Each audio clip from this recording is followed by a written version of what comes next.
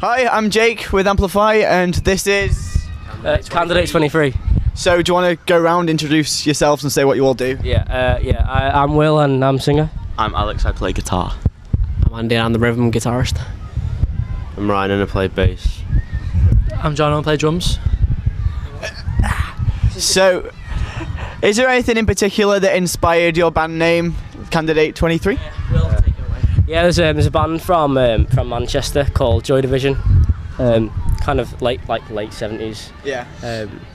They had a song called Candidate, and then the 23 came from a catalogue number, which was like when they released their biggest hit, Love Tears Apart. Their catalogue number for that was Fact 23. So it's a big Joy Division reference, basically. Yeah. Oh. I wish it could be like more short-winded rather than long-winded. You've got to say the whole thing.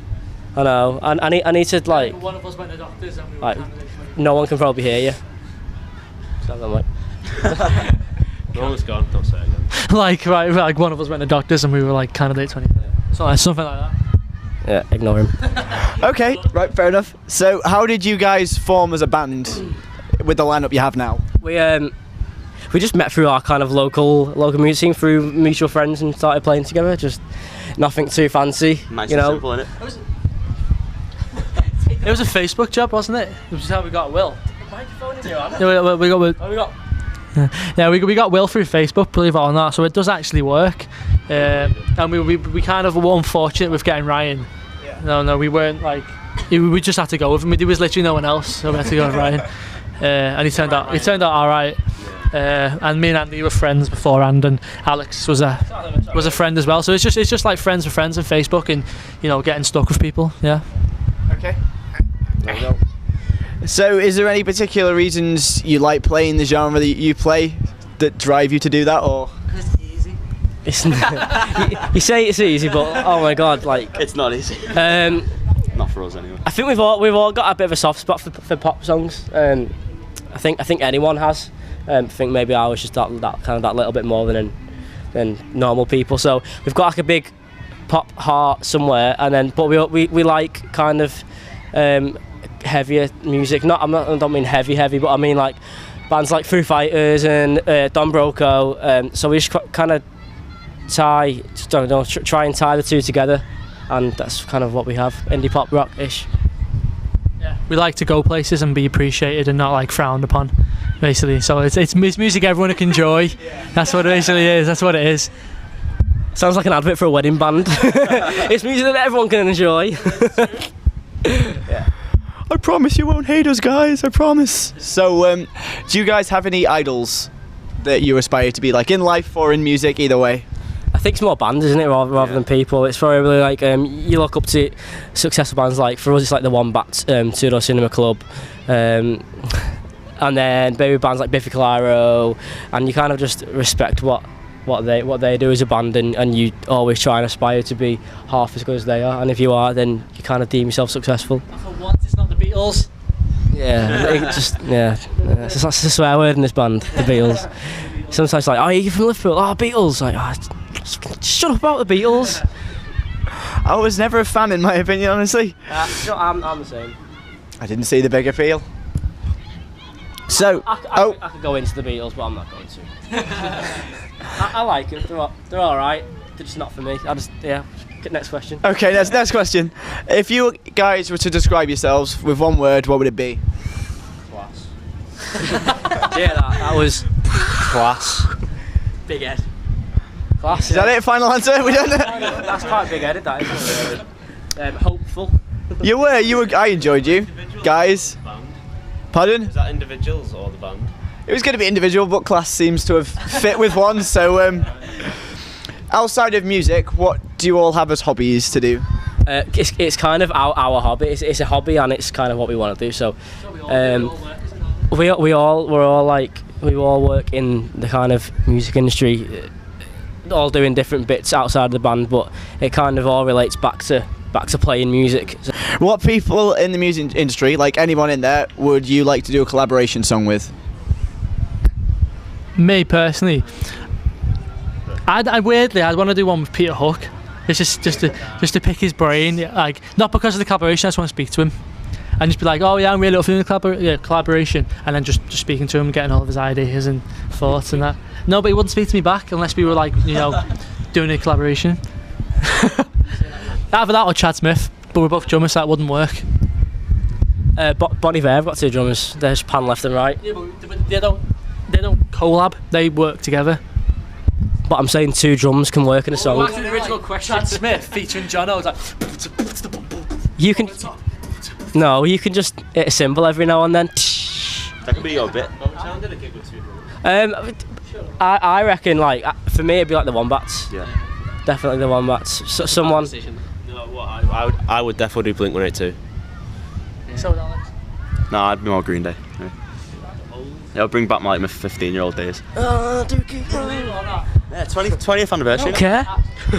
Alex used to have massive hair like Billy Joe Stick. He used to wear eyeliner and everything. Oh, no, never. Yeah, you did. And he had Billy Joe's hair, and he wore baggy jeans and baggy tops, and we got hold of him and turned him indie.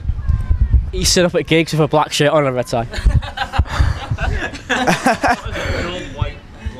And we turned him indie. That's true. We'll go through the archives, see if we can find any pictures of that somewhere. You won't. So, what's your best memory from a gig that you have as a band? For personally, like I've got a couple. We played in our very early years, like quite premature. We played a festival with a band, well, like Funeral for a Friend and Don Broco. Don Broco, like since, like they're doing some really good stuff at the moment. But we always look back to that as like a massive learning curve. So that was quite kind of iconic to us. We like the first time we sold out a venue in our hometown was pretty cool. That was pretty good. And then we played a festival a couple of weeks ago called Fab Fest in somewhere in Cheshire, and that was awesome. That was like there was, a fair few hundred people there, and they were there for the music, and they were there to do it. They kind of genuinely wanted to know what we had to offer, and it was great. And we still, a lot of those fans stuck with us since that festival, haven't they? So I'd definitely say Fab Fest. Probably Fab Fest. That's probably been our best gig ever, like in my personal opinion, anyway. So yeah. Surprisingly, there's no funny moments. Normally bands have funny moments, you know what I mean? But we haven't got any. Where's the boring band? Yeah. The one funny moment was the sound engineer was running up the stage, remember, in Northwich, and he slipped and hit his head on the stair. Oh yeah. That was Brady. Seriously, one of the song guys fell off his chair before. Did you see that? He just went woo. But there's no funny ones really. I think we're not outgoing enough. I don't think we need to get drunk and do stuff. I think. Yeah, we've had our fair share of like technical hitches, haven't we? Like, but they're not. Yeah, but we don't joke. Yeah, like we joke about things that other people don't find funny, like clicks and backing tracks and DI boxes. Like, Yay, music humour! On the topic of that, right, this is the last question, the big one. As a band, what's the worst joke you know? Oh, I know loads. can't be careful. They're all offensive. Have you just seen? Swearing and nothing rude. Kill rugby players with the socks on. No, honestly, What was it? That's the worst joke. Oh, I've got a joke with no punchline. That I'm still looking for a punchline. What you call mum with no head? I don't know. I don't know. The best I've got is like Noel Edmonds, like no head man. Noel Edman. That's pretty bad. That's pretty bad, isn't it? I've got some compressor jokes. You got some compressor jokes. Yeah. This is stuff that we find funny. Yeah, alright. But really, No one who watches this probably is not going to So why did the compressor go to the morgue? Because it had a heart attack. You get it? No. I thought mine was good. I thought what's the compressor's favourite TV show? 15 to 1. I never heard that show. Oh, it's great. That's like pretty much no sound. And that's why it's his favourite. It's just dead harsh, like when you like proper pushing it.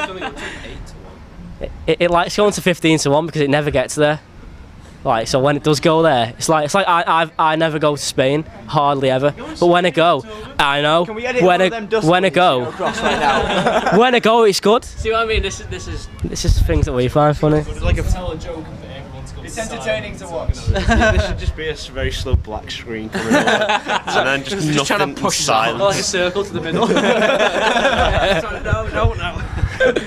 Porky Pig just walks on with a watch, just like, you done yet, guys? We didn't hear which was the worst joke, which was the official worst joke, guys. The no Edmonds one. The joke without the punchline. Okay, so with that, these have been candidate 23. Everyone forget. Some guy. I know it's 23. It's some just, guy went to come up and said, "Boy, are you a candidate 21?" And I went 23. He went, "Oh, sorry, mate. Sorry." Oh, it's all right. Just get any number. He's like he knew the first bit and then realised he didn't know the second bit and just took. I know it's in the 20s. I'm just gonna go for 21. And like, he was right. Yes. well, they've been candidate number that starts with 20. So yeah, bye. See you later. Cheers.